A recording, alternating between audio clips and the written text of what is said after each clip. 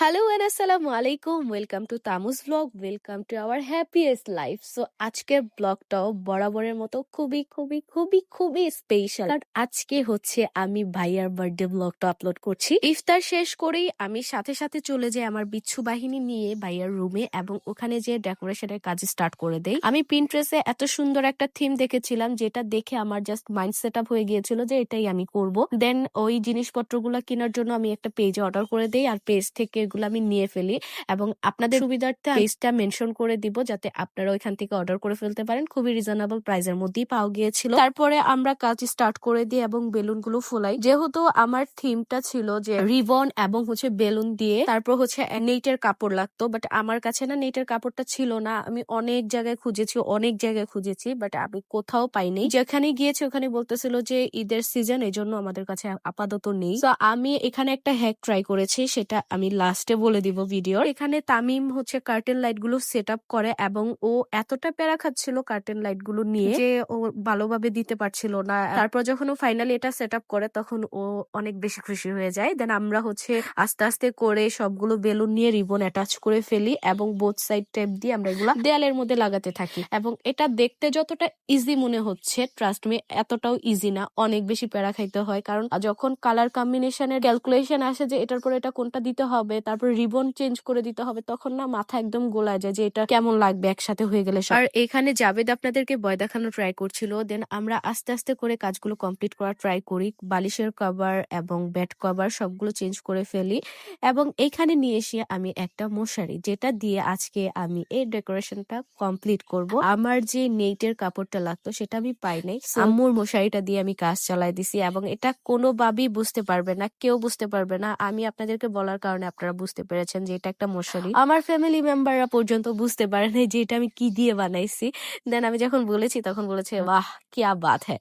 তারপরে এখানে আমি যখন ফাইনাল রেজাল্টটা দেখি, আমার যে ৩-৪ ঘন্টার যে কষ্ট সেটা আমার একেবারেই চলে গেছে। মানে এত সুন্দর হয়েছে, এত সুন্দর হয়েছে, আমি যেটা কল্পনা করছি, মানে আমি যেটা দেখছি এজ ইট ইজ সেম হয়েছে। এত সুন্দর হয়েছে, মানে খুবই প্রাউড ফিল হয়েছে নিজের কাছে নিজে। মানে আমি খুবই স্যাটিসফাই ছিলাম। তারপর হচ্ছে সবাইকে ডাক দিয়ে নিয়ে আসলাম। আমার না একটা জিনিস ক্যাপচার করা একেবারেই মিস হয়ে গিয়েছে, যে আমার ফ্যামিলি মেম্বারদের রিয়াকশন যে এটা দেখে। মানে তখন আমি অতটা সিরিয়াসলি নেই যে তারা কিভাবে রিয়াকশনটা দিবে, বাট তাদের রিয়াকশনটা দেখার মতো ছিল যে এত সুন্দর হয়েছে।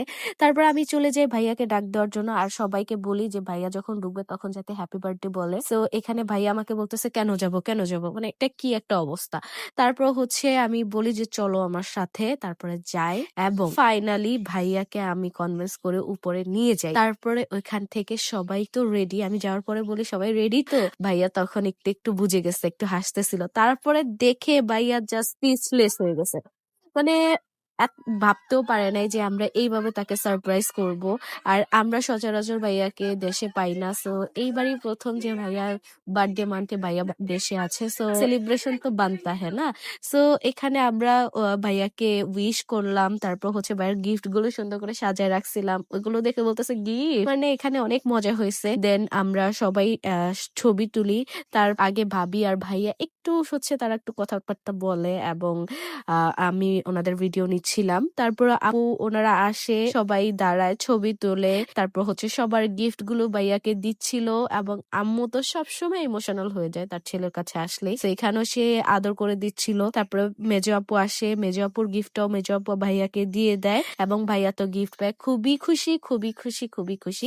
এবং ভাবির যে গিফটের যে ব্যাপারটা, এটা টোটালি সারপ্রাইজ, কারণ আমরা নিজেরাও জানি না ভাবি গিফট কিনেছে। সো এটা ভাইয়া দেখে বলতেছে থ্যাংক ইউ ভাই। এখানে অনেকটা মজা হয়েছে। তারপর বড় আপু গিফট দিল, আমি নিজে গিফট দিলাম। তারপর ভাইয়া এখানে দেখছিল কে কি গিফট করেছে। সো ভাইয়া ফার্স্টে একটা সাদা কালার শার্ট বের করেছে, যেটা তাহমিন আপু গিফট করেছে, মানে আমার মেজো বোন গিফট করেছে। সো এইটা মানে ফার্স্টে পড়তে চাইছিল, বাট আমি বললাম যে অফ হোয়াইট প্যান্টের সাথে সাদাটা ভালো লাগবে না, তুমি চেঞ্জ করে পড়ো। সো কেকটা হচ্ছে আমি একটা পেজ থেকে অর্ডার করেছিলাম, এবং সেই পেজটা আমি মেনশন করে দিব আমাদের এলাকার যারা আশেপাশে আছেন তারা কিন্তু চাইলে ওই থেকে অর্ডার করে ফেলতে পারেন। খুবই ভালো সার্ভিস এবং কেকের টেস্টটাও অনেক বেশি ভালো। দেন আমরা কেকটা কাট করি। কেক কাট করার পরে সবাই হচ্ছে এখানে অনেক বেশি হ্যাপি ছিল। হ্যাপি থাকারই একটা মোমেন্ট, তো হ্যাপি তো থাকবে অবভিয়াসলি। কেক খাওয়াচ্ছিল ভাইয়া সবাইকে এবং আমিও খাচ্ছিলাম। আমি তো ভিডিও করেই যাচ্ছিলাম। দেন সবাইকে কেক টেক খাওয়ানোর পরে আমরা নিচে চলে যাই। সবাইকে আমি কেক সার্ভ করে দিই। সব বাচ্চারা খাচ্ছিল। আজকের মতো এই পর্যন্ত। সবাই সুস্থ থাকবেন, ভালো থাকবেন। আল্লাহ হাফেজ। আসসালামু আলাইকুম।